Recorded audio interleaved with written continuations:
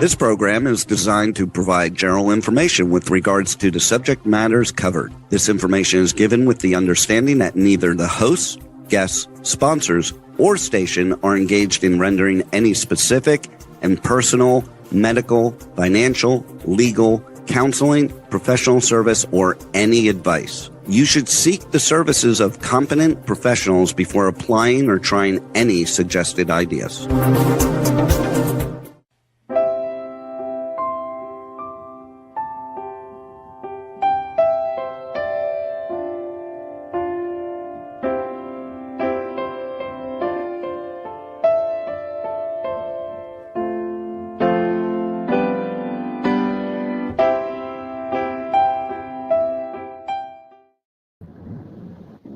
Hi, welcome to The Sound of Gold.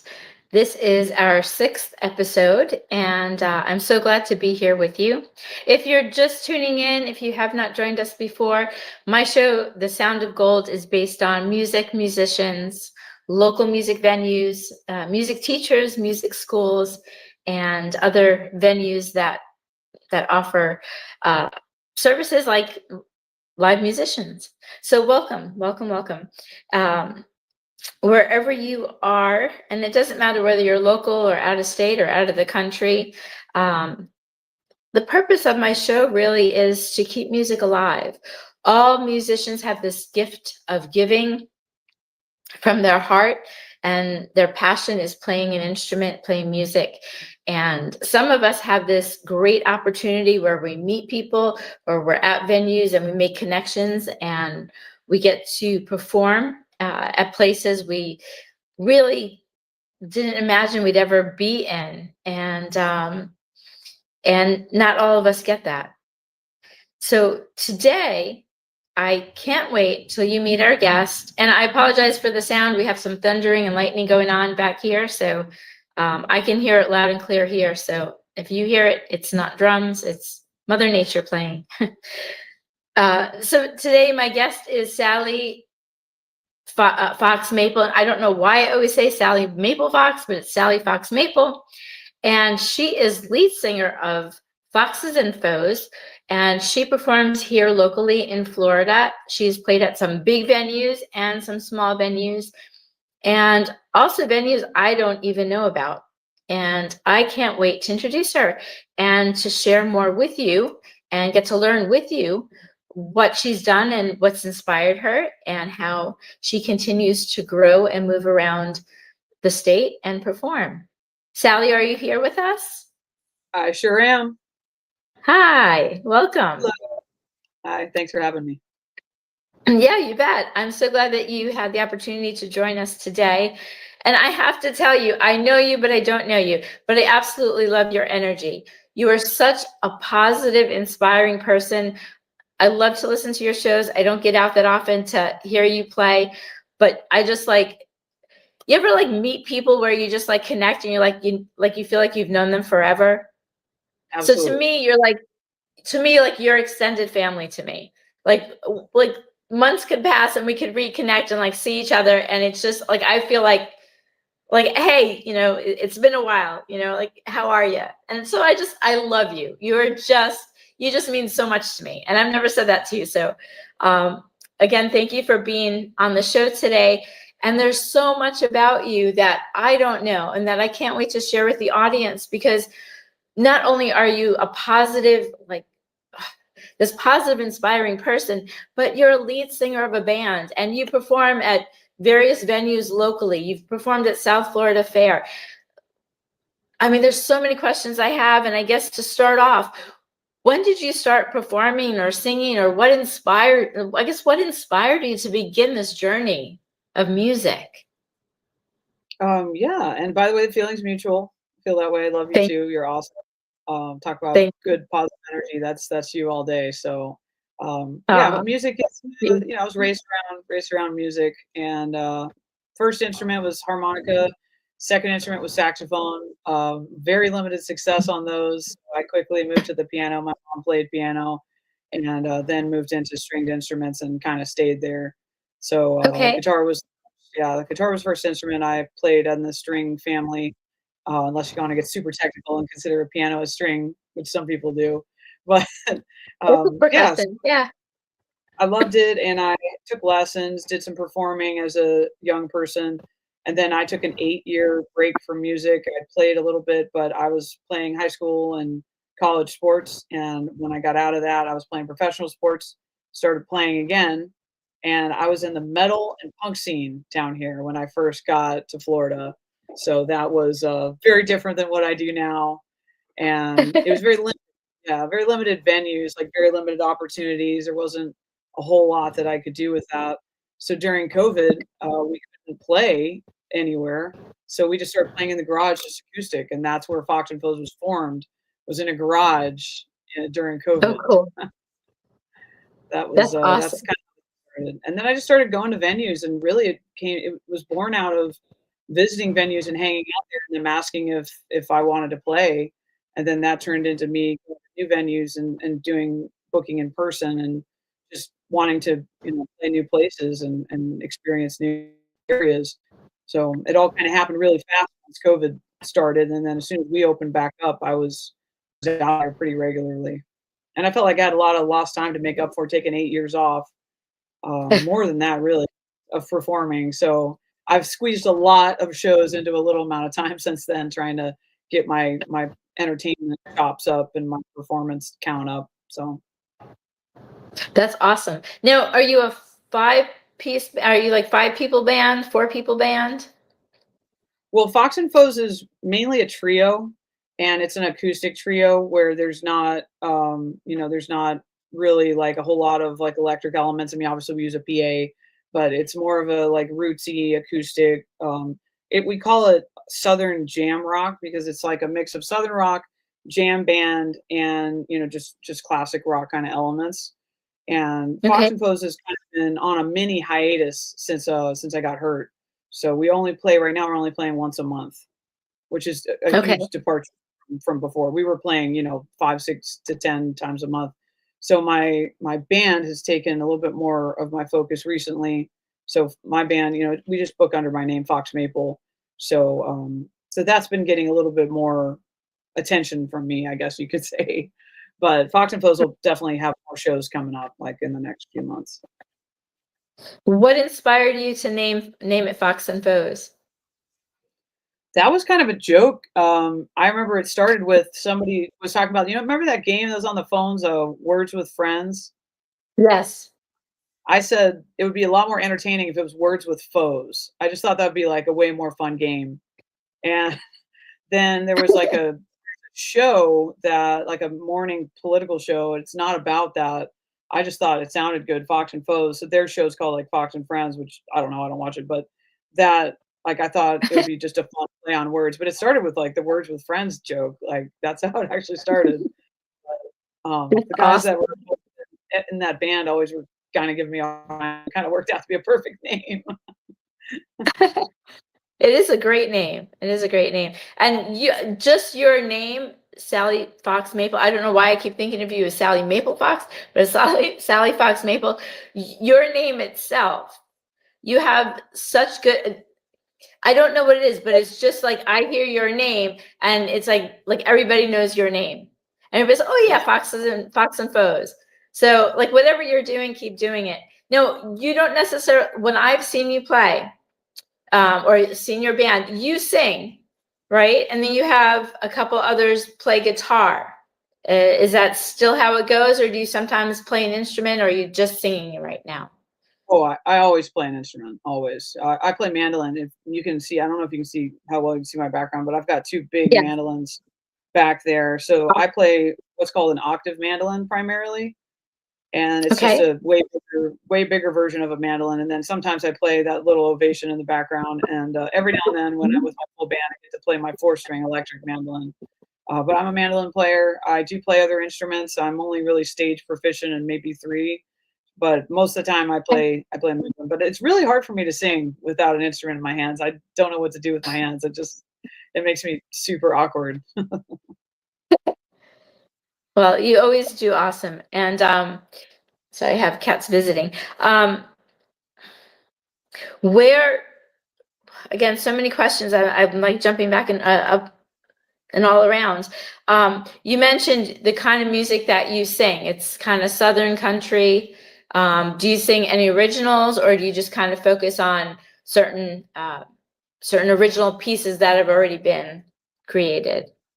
Yeah, I'm an original artist. I'm also a recording artist. So I have a new album coming out imminently in the next probably 2 months. I have Yay. put out, I've put out, I think 5 singles and 1 double release, and also 1 EP, which was a 5-song EP, and that was 2021. And yeah, Okay. so this is my full-length album coming out. It's produced by Ben Childs, if you know him. So he's Heard of awesome. them. He's produced. Yep. So that'll be great. And but I try to mix it up. It depends on the venue. It depends on the Okay. crowd. It depends on the night. If I'm playing with my full band, I'm absolutely playing 30 to 40% originals. If I'm playing with Fox and Foes, it just varies. If I'm playing solo, again, it's just crowd dependent. It's just some nights, people really are in the cover mood, and that's okay. But whenever I'm billing a show with a venue, and we're talking about it being an original performance, then that's going to be primarily originals. I do have enough music to play like 2/3 of a 3-hour set original. Once this album's out, I'll be playing that more. But the goal Okay. is the band a lot more, and the originals the focus. So that's something that takes years to build, and we're really right there on the cusp of that now, to where we're starting to be able to have a lot more original shows, that's definitely the goal. Awesome. Now, if somebody who's listening wants to connect with you and schedule you to play, what would be the best way to reach you? I got a website, foxmaplemusic.com. You can certainly reach me there. I'm on Facebook, Instagram. I'm now on TikTok, and I'm not good at it, but I'm getting better. So I've got some good reels on there now, I think. I'm still learning this. I mean, I do know social media, and I know social media promotion and all that, but the short form video content's a little new for me, and TikTok itself is very new. I did try Snapchat. I'm not doing that. I can't figure it out. I don't like Twitter. So if you find me on the socials I do use, that's totally a good way to reach me too. Okay, great. Yeah, Snapchat, I think I did for a minute. Twitter, I did for 2 minutes, and then yeah, I get it. Yeah, Facebook and Instagram seem to be the easiest, and TikTok, I can't tell you. I'm on it. I can't figure it out. So, but awesome. Okay, so yes. So tell me, or tell our audience as well, you've played at local venues. You've also gotten into South Florida Fair. How was that possible? How did you make that possible? Well, yeah, I mean, anything's possible if you just reach out to people. They have a process like anyone else, but also depending on who's in your band at any given point in time, you may be playing with people that know people at certain venues. Okay. At the time we were playing there, I had someone in my band that knew them well.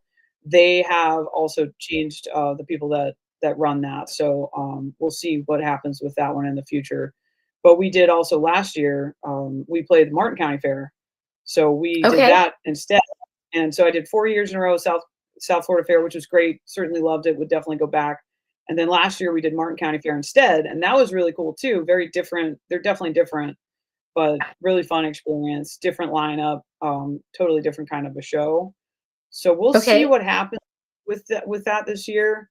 But the main focus is, as much as we love everything we get to do here locally and finding the best venues, the best stages we can, we're also trying to get on the road more. So that's a big priority for next year. That was supposed to be a priority for this year, but I don't know if you know, I think you know that I was hospitalized for a week and had emergency spinal surgery. We've talked, yeah. Things changed with the timeline things. It's insane to think about how much everything changes when you go through a medical emergency. So now we'll be working on that, for January, February, March, like season down in South Florida. We'll hopefully be in different parts of Florida all through season and still at some of our good local venues. Now, would you venture to go outside of Florida as well, or you just kind of want to stay in Florida? Yeah, staying in Florida is more an accessibility situation, but we've already talked to several venues outside of Florida. We have a few venues in South Carolina we've talked to, Atlanta area. I'm actually from Atlanta area. I've been here 20 years, but I was born there, so I know some clubs around there. I have a good Okay. friend in Louisville, couple good friends in Nashville. So we'll see. But the places that are the easiest for us to swing coming into the beginning of the year there. But I did just get back from Wisconsin. Frank and I play. My boyfriend, you probably know, he's a very accomplished blues musician, and we just went up to Wisconsin and played in Okay. Wisconsin. We've done that 3 years in a row. I think he's done it 5 years in a row at a cool little. It's a really fun like mini festival they do there. It's primarily blues, and Okay. then yeah, he plays in Chicago. I did play in Chicago last year with my full Nice. band. So I had my full band up there last year, and probably if we go back up there next year, I'll have my new band with us. So yeah, I'll play anywhere. I love Wisconsin, but I'll we'll Beautiful. go have a band, we'll travel. That's awesome. Nate, you mentioned something about when I asked you about reaching out to venues. Um, it's so true. I do a lot of different work. I would do a lot of work in the music industry. And I'm finding maybe because, how do I say this? I don't know if it's just like I'm just starting to grow up, but but I find like if you reach out and you ask, more than likely you'll get a yes. Or if somebody asks me for like an opportunity shows up, instead of being afraid and saying no because I'm not sure if I could do it, just saying yes gets you in the door.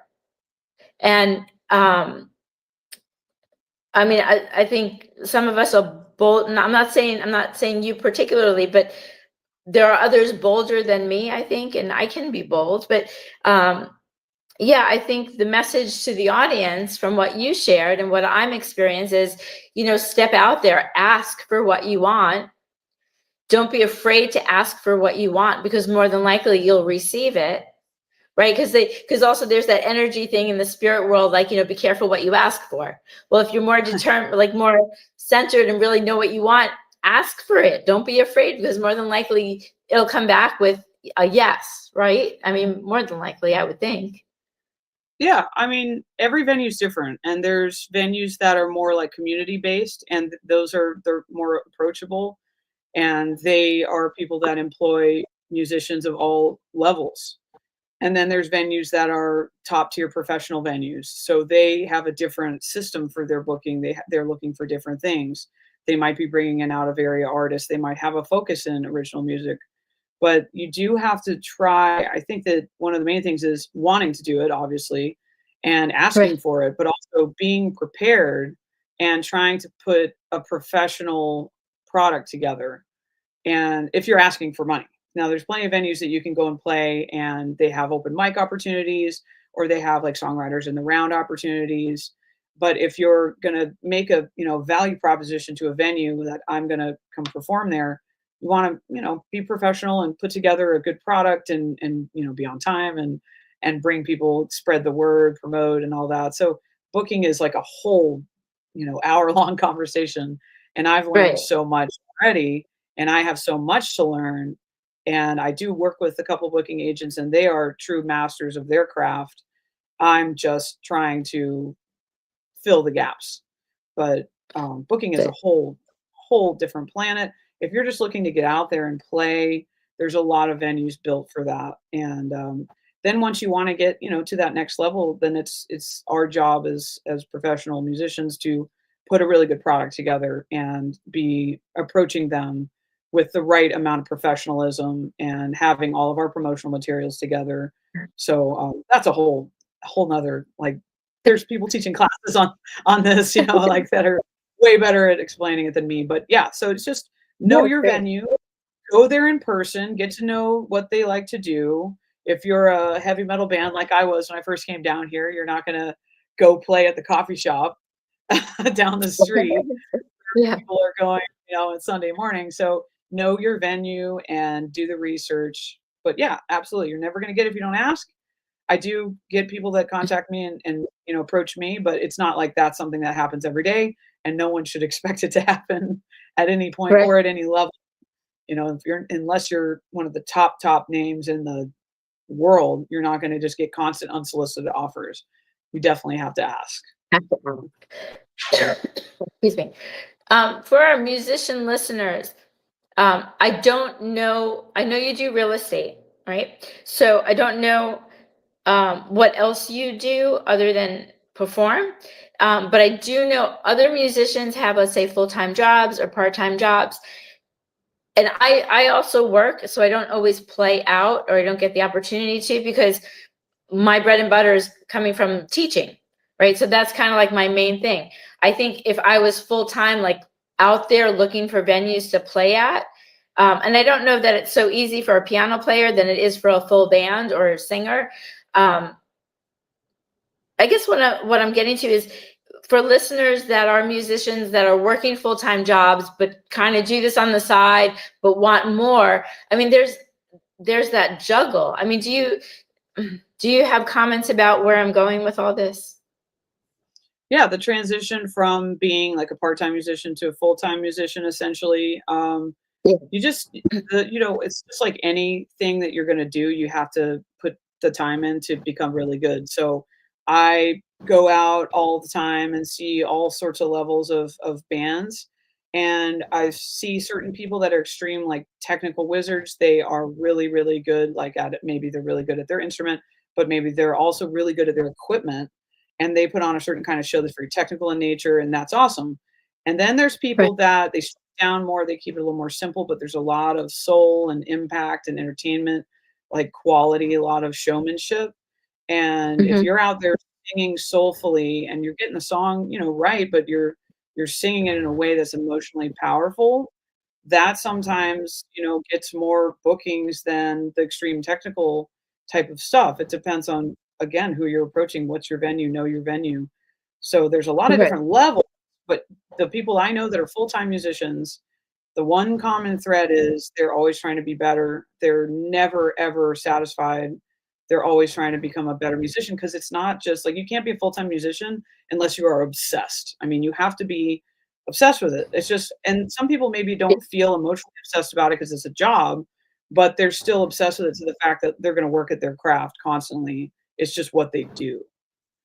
So if you're going to approach it in a way that, I only want to play a couple days a week, I don't really want to work on it, that's better kept as the side gig. So if you're going to do it, I mean, I've only been on the road, maybe 15, 20 times. I've only played out of area maybe 20, 30 times. So I'm still really green myself, but it is tough out there. I mean, it's brutal, and going on the road is super confusing. It takes a ton of planning. It takes a ton of coordination. Keeping a band together is so difficult. It's a huge task. And then there's some guys that they can't keep a band together because it's so hard. They just are hiring other professional musicians, and that can work too. But you just have to know what you're getting into, and you got to be ready. And you do have to have, the ability to do it, because financially speaking, it's extremely difficult to pull it off, especially this day and age with the cost of living.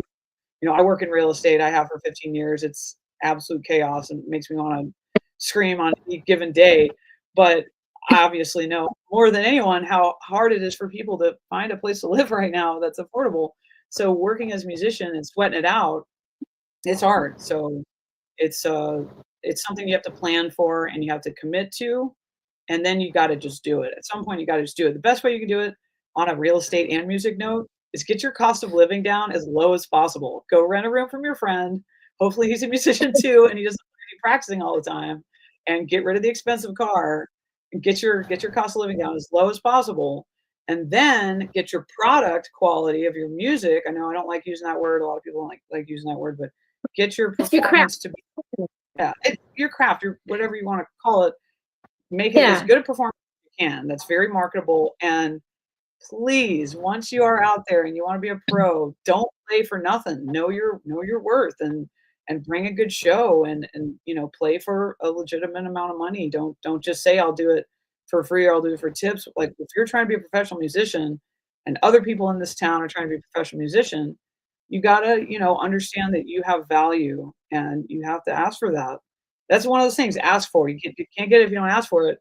Ask for compensation because that you're worth it. It's an art. You're putting your art out there.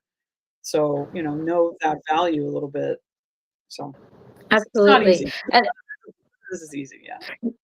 no, it's not easy. And one of the reasons I'm also that I also do this show is because I think I get the sense, I should say, that musicians are underrated. Like if I go out somewhere and there's a band playing, and let's say the place is going to pay $200, and you got to split $200 between three or five musicians. The audience doesn't know that, and so the audience may tip, they may not tip, but I don't. People that are not musicians that come out to listen to musicians, I don't think they realize the passion and the commitment that goes into the craft. And I want to so bring that out to the forefront, because even actors and actresses, we see them on TV, they think, oh, they must live in the big houses and this and that, but they put so much time, just like musicians, so much time and so much work into their craft to grow and to be better. And like you said, and I understand that completely. I'm always, as a musician too, I'm always wanting to do better and to play better. And I'm still taking lessons, even though I'm teaching, I'm still the student. And, it's a forever growing craft, music. And I think those, like I said, those that are not musicians don't realize how much passion and how much sweat we put in. Yeah. No, I think it depends on the generation. I think some generations, they react to music better than others. I think some younger generations, they're not so used to it yet. They're not used to like the live music venues and being out there a lot. Whereas certain groups of older people, they come out and they have been interacting with live music at bars and clubs their whole life. So I think they sometimes engage a little bit more. But there's always going to be those people that are at the venue that have the live music and they're just kind of there and they're hanging out and they're socializing, and maybe they're not tuned into the music, and that's okay. I mean, they're still supporting the venue and they're still out there, and you shouldn't get offended by it. It's hard for some artists. They don't like it when there's those people there that aren't engaging, but they're still, think about it, they're still keeping that music venue open. So they're still a part of it all, and it's important too. And that, again, depends on the venue. There's certain venues where you're playing and you're there and you're almost a bit of like an ambiance for them. And then there's Sure. venues where it's a dedicated music room. So, right. So if you go into a place and it's a dedicated music room, you're going to walk in there and typically people are there to just see the music, and the fact they have food or wine or shots is all just extra. And then there's Yeah. tons of venues that they have live music, but they're primarily, a bar or brewery or club or whatever.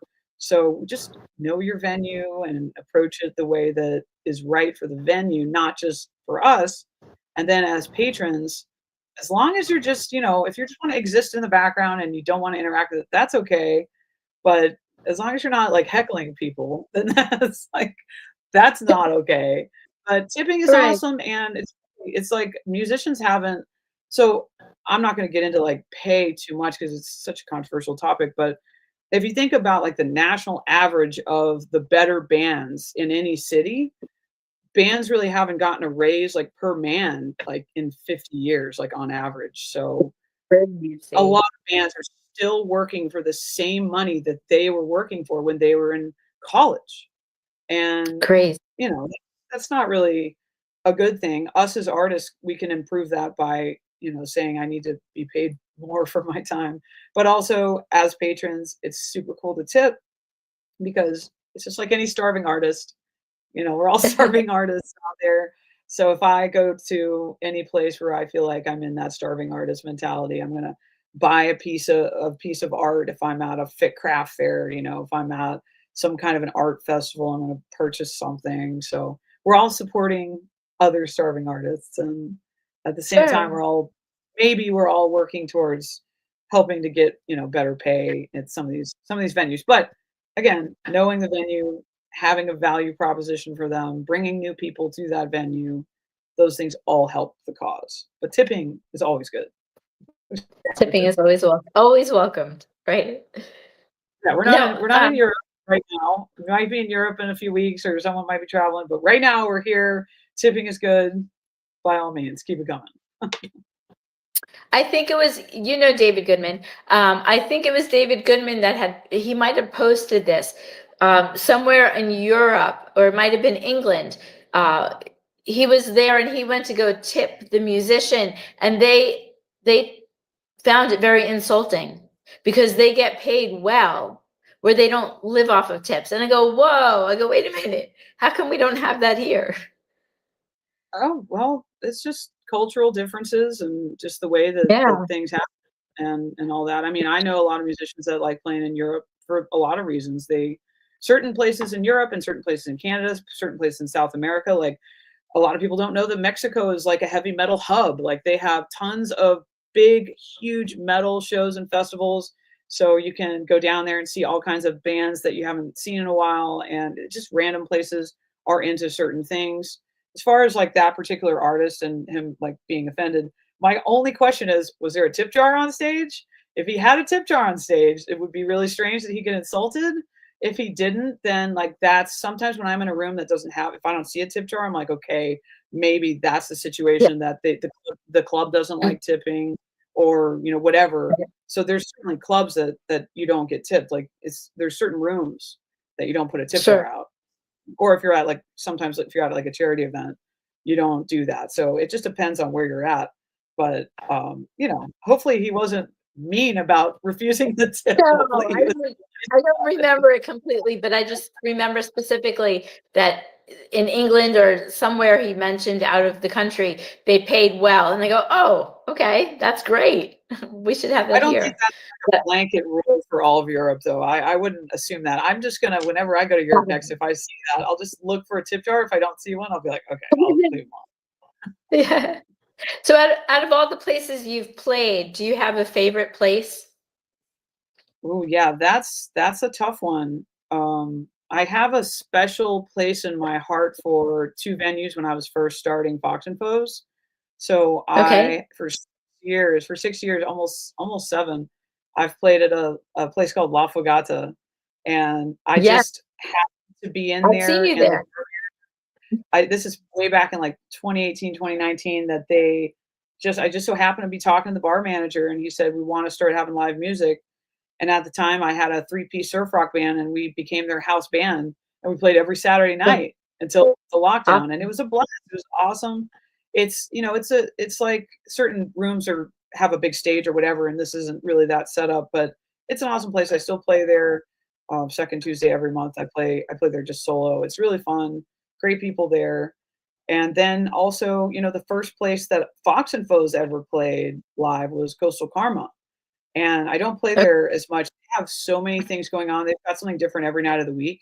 So they have so much going on. And, obviously they're primarily a brewery, but they have like so much different kinds of entertainment that we don't really play there as much. But it's an awesome place. And please support. Both of those are local businesses. So always support local businesses. As far as a favorite stage, the Funky Biscuit is an incredible music room. So, and we're going to be back there in October. So that is an awesome room. And then a really great stage locally, like it's super locally. Double Roads is great and owned by friends of mine, and founded by another friend. So that is another cool stage. That's a little, that's right in town in Jupiter. So. But I love all the places that employ me because they support a local artist, and then I in turn support the local venue, and I work really hard to bring people out, especially bringing new people who've never been there. Oh, you've never been there? Like, you got to check it out. This is this is the worst month for venues in this area. Everyone thinks it's August, but it's really September because it's just as hot and back to school. So, this is September is the month to go out and support any venue or business whatever you want to support, this is a great month to do it if you can. Obviously, financial situations aside, but when you can, September, that's a rough month for venues. So it's a good time to go out and support. Now, I've seen you play at La Fagata. The sound is great. It's been a while since I've been back there to see you play, but I did come out and see you. When are you playing there again? Well, thank you, because I run the sound when I play there. Okay. You're welcome. I run the sound when I play. That was just like a joke. I'm there second Tuesday every month, unless there's something going on with work or something. But pretty much. So I'm there tomorrow. 6:30. Awesome. Okay, La Fagata on North Lake Boulevard. Is that North Palm Beach? Is that considered North Palm Beach or Palm Beach Gardens? That's North Palm. North Palm. On the okay, La Fagata. Also, I had Charlie from Coastal Karma on my show last week. I don't know if you tuned in, but he was on last week. Such a cool guy, and just his place is just so eccentric and so cool and laid back. I just love it there. Yeah, he's great people. All the people that run the places that I play regularly have become or started off as really good friends of mine. I mean, so I think I have now 4 recurring venues that I've played for quite a long time, and the owners are all just excellent people, just really good people. General managers, all great people, and so it's easy to support places that have awesome people running them. It just makes it more fun. Yes, it does. Absolutely. I have another question for you, but before I ask, tell us again how we get in touch with you if our listeners want to reach you and connect with your music and find out where you're playing. Yep. FoxMapleMusic.com. That's my website. And then look for me, Fox Maple. I don't have it under the first name. It's just too long. So I just do Fox Maple on Instagram or Facebook. If you want to hit me up on TikTok, that's totally cool too, because I'm new on there, so I need friends. So by all means. I'll have to friend you on there. One of the last questions I want to ask is, from a human point of view, I don't know if that's the right way to term it or terminology I'm using. We've all physically gone through something at some point in our lives. We've all been living, and then we have this zigzag of a detour. And you mentioned, and I spoke to you during your recovery, or I know you're still recovering, but you're in a better place. But when you had the surgery and as you've been recovering, how have you handled it, that downtime? Because when we all stop to kind of reflect and just stop and focus on stuff, you had said, sorry, I'm interrupting myself. You had said something that just touched me. You said, you could have every day 1 million problems, and that's just how life is. But once your health is affected, it's just that one problem, because nothing else really matters.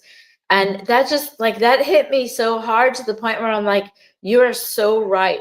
Our physical well-being comes first. And then, when we're hit with something hard, then we're like, yeah, nothing else matters. But how did you, and I'm sorry, I'm asking in so many different ways, how did you deal with that space where you just kind of had to stop? I handled it at the beginning probably better than I expected while I was in the hospital, because I essentially lost the ability to walk, stand, sit up. I was, not paralyzed in the traditional sense of the term, but I could not move because I had this terrible situation with a vertebra and nerve, to where the disc fractured into the nerve. So I just lost the ability to move. So laying in a bed for 72 hours after having a fall at home, and I was trying to still work. I was trying to go to a show to play, because, I have financial obligations, and it's just like that. Like you said, you can have 1 million problems. So here I am in my house with this severe pain. I'm like, I got to go to work. I got to do what I got to do. I got bills to pay. What am I just got to tough it out. And I fell, and now I can't tough it out. Now I can't go to work. Now I can't move. And after 72 hours of not being able to move, and I have a surgeon tell me we're gonna do the surgery Sunday morning, and they do the surgery. I was no longer scared of surgery because what are you gonna do? I'm not gonna lay in bed for the rest of my life being scared of surgery. Let's go right now. And then all of a sudden after that surgery, to wake up and not have that pain anymore and be able to sit up the first time in 4 days, I was just so thankful, and I was just so thrilled. And there were a couple people that helped me out while I was in the hospital, like with work stuff, and covered me. And obviously, once you get out of that mindset for a second, because you get home and you're like, I still do have bills to pay. Like, that didn't stop, that didn't go away. But at the same time, like, I can walk again. So it's just it was so, at first I was just so grateful. But then after a few weeks, mainly like the first week went by of me at home, and Frank was on tour. He was up playing shows all over the East Coast. So I'm, and again, that's his job. So like he has to stay on tour. And I'm like, don't you dare come home. We got to work, we got a mortgage to pay. So he's on the road. I've got friends here coming in and checking on me. But what really kind of hurt was a couple or a few weeks after that, not being able to play shows. And I felt like the world was passing me by, and I was just stuck. Like, after all the hard work and dedication and everything I've put in trying to put this album together, the absolute hell I went through to reform my band and get this really great group of guys. I got this band now. It's like it all just stopped. So that was hard. It was just depression, it was just like frustration and just like anxiety. Am I ever going to be able to do this again? But then that would go away, and the gratefulness would come back, and I'm like, I can walk. Like, I can walk. I mean, I can stand up. Like, I was walking with a cane for the first like month and a half. I was walking with a walker for 2 weeks. Like, it didn't matter. I mean, I'm walking with a walker. If I have to walk with a walker for the rest of my life, at least I can walk. If I'm walking with a cane, hey, at least I'm not using a walker. And now I can walk without the walker because half my leg is numb. But I had some of it come back. I'm like, oh my God, I don't have to use a walker or a cane anymore. I mean, this is unbelievable. So it's just, gratefulness is really important. And when life throws stuff at you, which it does for all of us, it's hard. Sometimes you lose focus of that. So it's like every day it is important to think about, what can I be grateful for? And I have friends that have dire circumstances that they're going through and horrible things that they're dealing with. And oftentimes they're still able to find things to be grateful for. But it's not easy. And as musicians, we're extra emotional, all of us. That's why we're able to write and produce art, because we're super emotional. So anything that hurts us twice as much. But we just have to try. And as hard as it is, and again, everyone's situation is different. There's people going through unbelievable, terrible things. But if you can try to find something to be grateful for, and people that you can be appreciative of, that helps. Help me. Yeah, I think that's the biggest secret, I think, in life all around, is just to be grateful for what you have. And I've learned to say, be grateful for what you have and be grateful for what you don't have, right? Because there's things we really don't want to have. But yeah, so I think that's the secret. Just yesterday I was with some girlfriends, and one of my friends, she said, I wake up every morning and I always say 3 things I'm grateful for. And no matter like how busy my day or how hectic my day is, or what my life or whatever, every day I wake up, I'm grateful for these 3 things. 1, 2, 3. And yeah, or even like we all sometimes get into a funk, or we all deal with stuff. And I try to remind myself too, like, okay, well, I could be upset about this, but I'm thankful for this. So I got to kind of like be okay with that thing over here, because I'm still okay. Right. Yeah. And that's all you can do. And then, write about it. So like, I've written about plenty of things that have happened. I haven't been writing much since I got out of the hospital, just because I don't know, I haven't had the same creative desires, but I just started working on a few things. And I mean, that's one thing we have as artists that some people don't have, is that creative outlet that can be very therapeutic. It can be very helpful. It can help you express what you've been feeling. It's a bit of therapy. So True. At least we have that. So true. So do you have any last minute words as we're coming to a slow closing to the show for today? Do you have any wisdom words for new musicians or musicians coming into wanting to do what you're doing, what I'm doing? Yeah. Work hard, and that's number one. You got to want to do it. If you feel like you can't work hard and get better, then you might not want to do it. You might not have the drive to have to do it all the time. You have to enjoy, to some extent, work, because that's what it is. But also be humble. Don't expect anything until you fight for it. Sometimes I have people approach me and they ask me, they're like, well, this place won't write me back, or like this place did this. And it's like, you just got to fight for it. You got to keep trying. I mean, and you can't expect it. You can't just expect anything. I mean, it's like, you just have to fight for it. And then again, like some venues, like they're not going to be for you right now. So that's the other thing, is like, when you're humble, like, I can't call Madison Square Garden and like just show up there and get booked. Like, come on. So you gotta, right, or like whatever, some big theater that's a few counties away. I have to get to the point where I'm ready for that, and they're like ready for me to be there. So be humble and understand that some opportunities are coming later. If you work hard enough, like, you can get there. But be humble, don't expect it all, and be grateful for the ones that you have now. Make the most out of what you have at the beginning. Because at the beginning, like, we all start with none, unless you're like the son of some famous musician or daughter of some Broadway star. You're not being born with venues waiting for you to perform. We all just have to build. Just keep building and keep working on it. And also, the most important one is to listen to people that know more than you. I'm so lucky. I have a music mentor who knows so much more than me. I have a producer who has been there, done that, like, it knows so much more than me. And I had teachers, and I had a producer on my first album, was a studio musician, really, really, really accomplished. So listen to those people. And I still have friends that have been playing live music for like 15, 20 years longer than me. And when they tell me something, I listen. I want to know what they have to offer me. So never think that you aren't going to learn from them, because there's so much to learn from people that have done it before. So those are the three things that I think are super important to building a music career. And then have fun. Have a drink, have a good time, or if you don't drink, have a soda pop. Have a good time, but have some fun, because it's fun, right? It's fun being up there. It is fun. And when you say work, like, to me, it's not, I don't know, as a musician, it's a passion. So to me, it's not work. It's like, I get to play, I get to have fun. And sometimes we put like so many hours into it, we can feel tired, but then like we wake up tomorrow, we're like, all right, let's do it again.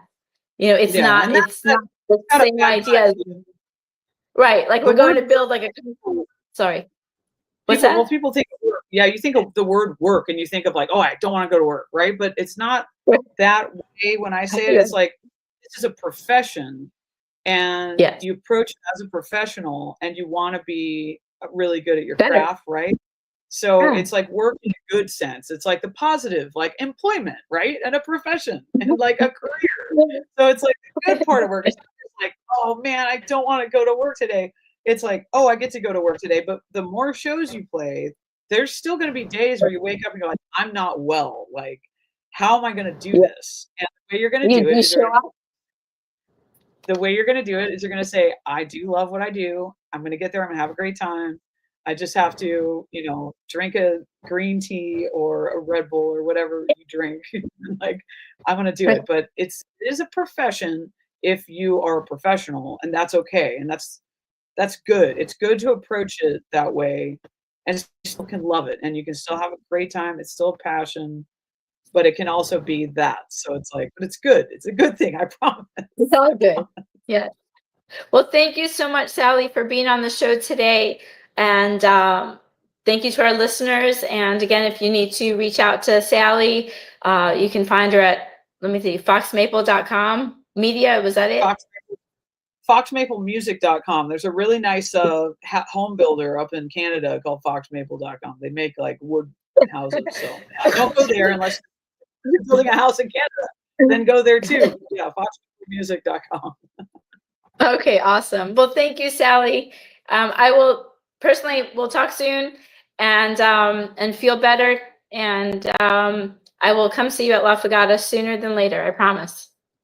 Thank you so much for having me. It's been awesome. Thanks, y'all. Okay.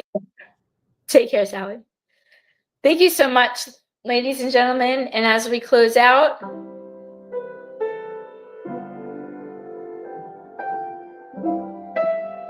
I just want to say thank you for joining me today. And thank you to Sally for taking the time to share with us her expertise and her adventures in the music world.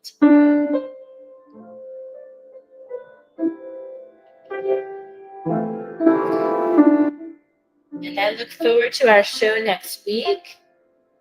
Stay tuned to find out who will be on next week's show. In the meantime, help me, please, to keep music alive in our world